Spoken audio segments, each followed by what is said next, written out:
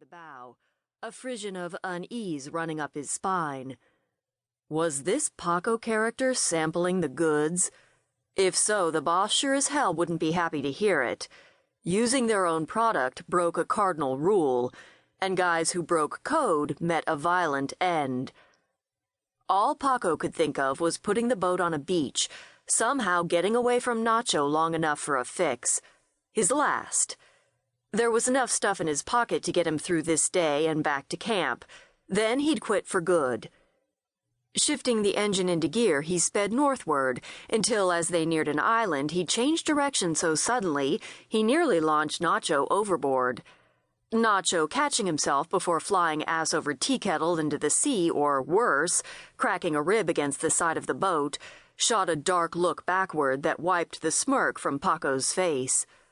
Paco gulped and yelled, "Sorry, man. Gotta piss." Recognizing all the signs now, realizing he had a tweaking cranker on his hands, Nacho didn't challenge Paco. Not here. Not now. He knew from experience how to handle a tweaker. He'd keep his distance, slow his speech, keep Paco talking, and for God's sake not piss him off. "Okay by me," he yelled over the engine noise. "Then you can show me how to drive this boat. I'd like to try it out if you don't mind." Paco's eyes narrowed. Then he shrugged. "Sure, no problem, hermano." Looking past Nacho at the looming anchorage ahead, his blood raced with a burst of murderous exhilaration.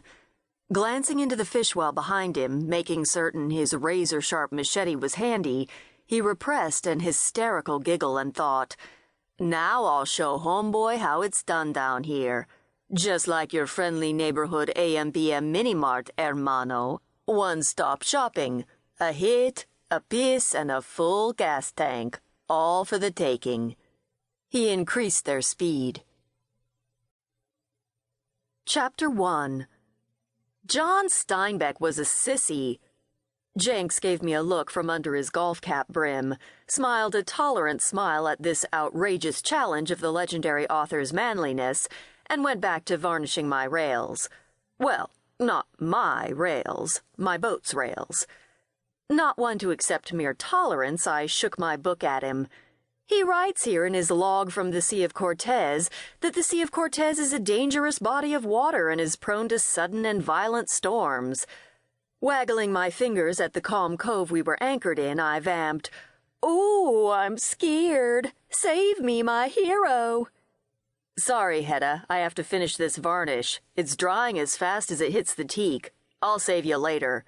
For the record, though, we've only been here 3 weeks, and I'm sure Steinbeck wrote from experience. A totally different experience than we've had so far." "You think?"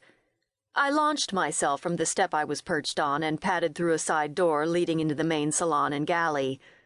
I made us both an iced tea and returned to the sun deck. The fiberglass was a tad toasty on my bare soles, so I did a tiptoed quick-step into the shade. Jenks noticed and teased, "Cool moves, Red. The Texas tenderfoot two-step." "Watch it, Yankee boy." He ignored my warning and went back to his bright work. That's nautical speak for making wood bright with varnish, thereby ignoring my precious self. So I rose and threw back over my shoulder, "I shall retire to the veranda, and I'm taking your tea with me as hostage. Make you work faster." I sashayed up 3 steps to the covered aft deck and sank into the soft cushions of a patio chair. Taking a sip of tea, I let loose with a deep, contented sigh. The air and water temperatures matched at 75, and Jenks was here with me on this nearly perfect fall day in paradise. I was as happy as a puppy in tall grass.